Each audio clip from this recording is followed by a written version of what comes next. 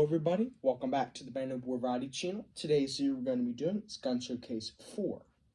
So this is going to be bringing us our next gun here, the Buzz-B Air Warriors Predator. Now there was a gun that came before this on the wall, and that was the Buzz-B Adventure Force, but I already have a video on the channel of that, of the day that I bought it. So I don't feel that I should make another video discussing the same things when it's already on the channel. So anyway, this is our gun. Bolt Action, Buzz-B, not Nerf, Buzz-B Toys is the brand. So, when you're looking at this gun, the first thing you're going to drift your eyes over to most likely is this black electrical tape with this cheap knife, dollar store knife on it. It's plastic, harmless knife. Well, that's not, the gun doesn't come with that. That's just a little add-on that I made for when it is used as an infantry rifle and a bayonet is needed. So when we get into close quarters combat, not only can you use the stock, but you can use the bayonet, which can be handy for use like that. If I ever get into a later series in the channel, if I use this gun, that may be needed, so it's like that. Simple dollar store knife that I bought at the dollar store. It's a plastic toy knife. Use electrical tape to duct tape or to tape it to the barrel. Our sights are very good. You can see we can use our picket rail for our optical sight to line up with the sight at the end of the barrel to make a pretty good sight.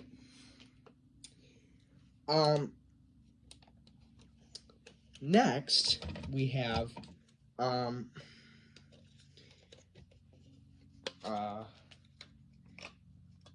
the bolt obviously opens up like this, and it's just a single shot. And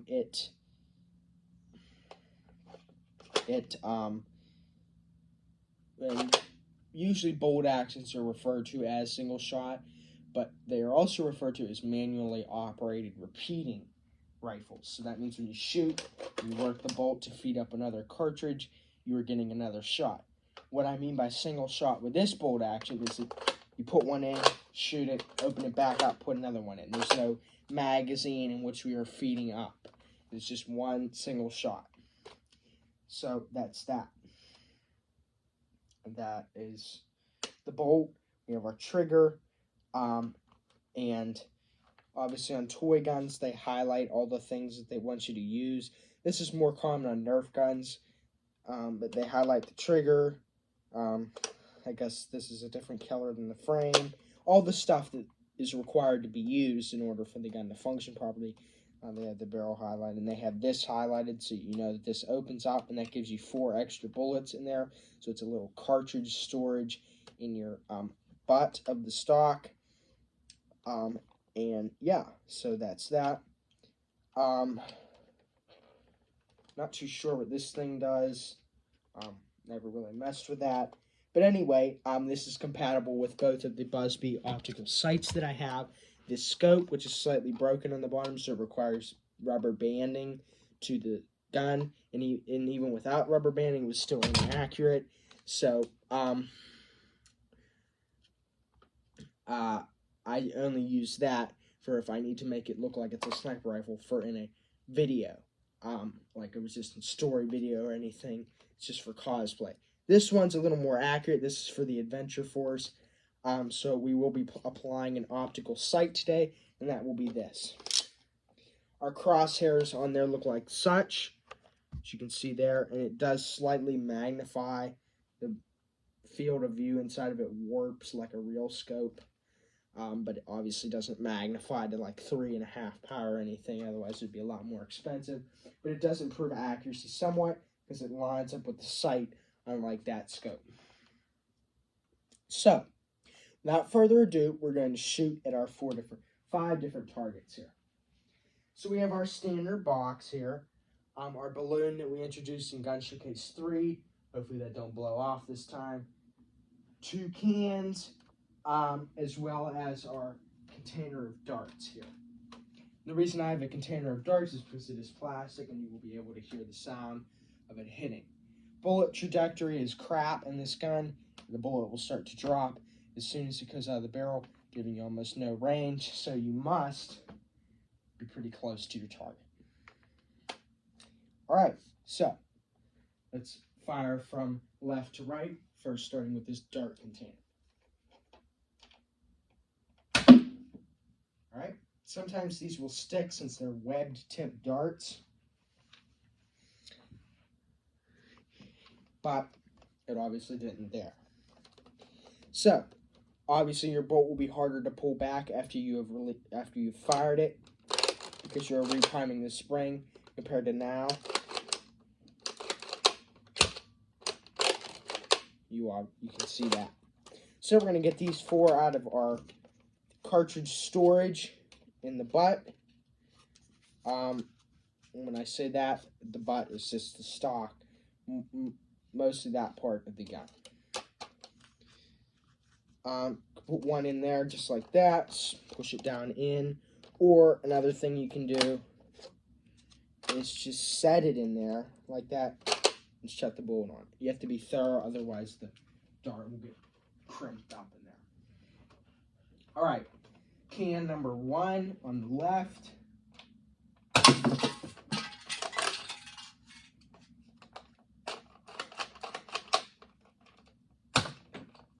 That was not a good shot.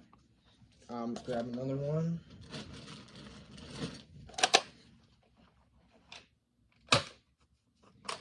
Sometimes they don't even shoot out. They get weird. These bullets are not the best. Okay? Alright. 2 targets left. Our balloon. Obviously, no, it's not very powerful when the balloon only flies up that much. Some Nerf guns that we have, we shoot, and the balloon flies clear up to the ceiling tile and hits the sharp edge and pops, so that may happen, but obviously not with this gun. And then our box. So that is that. That is it in its Nerf gun form. Now what we are going to visualize is our brown gun form. And so I've explained this before. A brown gun is my term for a gun that I use in which I pretend to shoot it. It's not shooting any physical bullets. That's where I make like sounds like I do in Resistance Story. Nothing is coming out of it, but I am simulating that something is. And that this gun is used as that also. So there's a lot to talk about here. I'm going to remove the optical sight. Now, one more thing about the Nerf gun part. So, when we're looking at this here, these are the darts that I was shooting at, these foam, soft kind of things. These 3 darts here, the other 3 types that I have, they will not fire out of this gun. These 3 will fire out of the Rangemaster, but since I don't use that was in Gun Showcase 2, since I don't use the Rangemaster, I use them for this gun in its brown gun form. So, these are thicker ones, these blue ones, and these tan ones. Okay? And then just to show how these won't shoot out of here if you do put one in. Well, that one did, but they usually don't, I believe. And that one did too. But this one won't, thick one. As you can see, they will get stuck. And then you will have to force it like this. And it will get stuck in there. So I do not recommend using these darts. See, and then you have to use a tool such as scissors or whatever to get that out of there. All right. So that's that. Speaking of brown gun form, so this gun will fire a variety of different types of shells. So, most commonly used, you can use 4 of any of these shells. So that would be 4 of our Rangemaster types.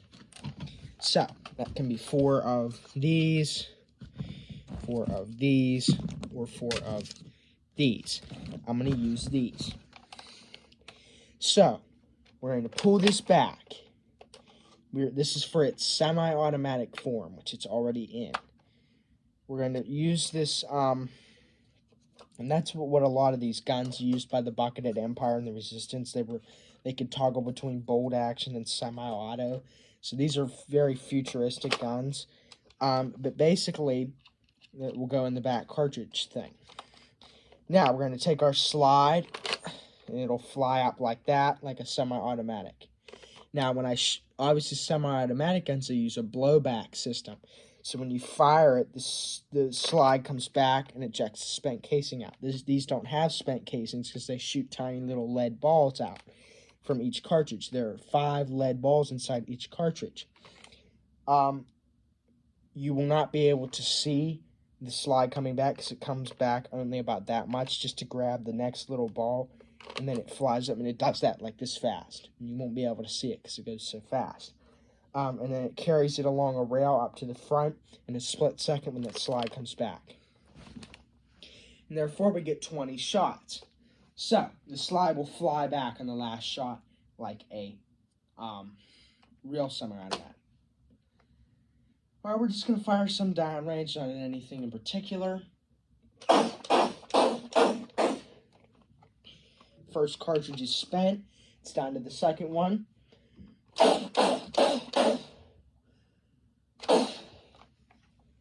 Third one. Fourth one.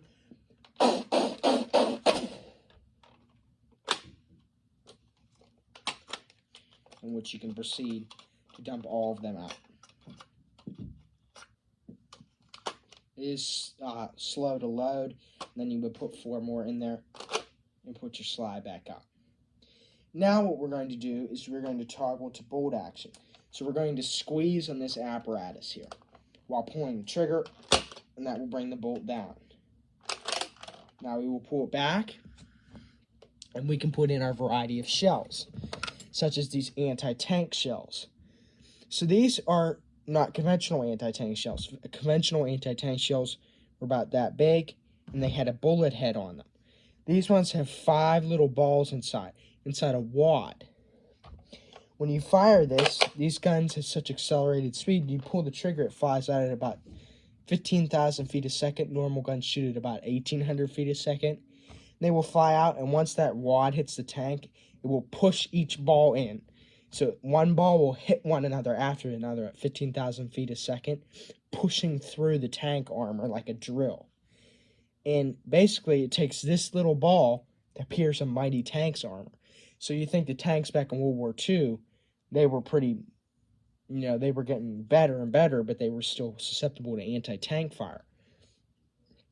Even these modern tanks today, with this new and improved anti-tank technology, that can pierce even new, superior armored tanks. So this became a real problem for both sides in the war. Manually operated anti-tank weapons with low recoil and very inexpensive to make bullets. So that became a real problem and a real advantage for both sides. So you have to put this down facing down, and the bullets will come outside where the primer is. Like that. And we'll eject out. Put another one in. These ones are a little bit more tedious to get in.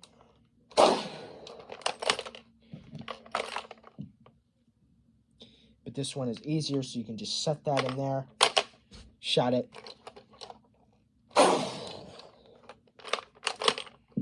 Alright. Next, it will fire a 5-round ring shell. There's 5 rings inside of it.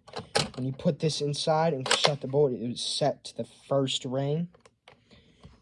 And you pull this back slightly, not the whole way because it will eject the shell. It sets it back to the second ring. Third ring. Fourth ring. Fifth ring. And so that's how that works. And these are subsonic ring shells. So if you need to make a sniper shot, don't have a suppressor, you use these subsonic, very quiet rounds.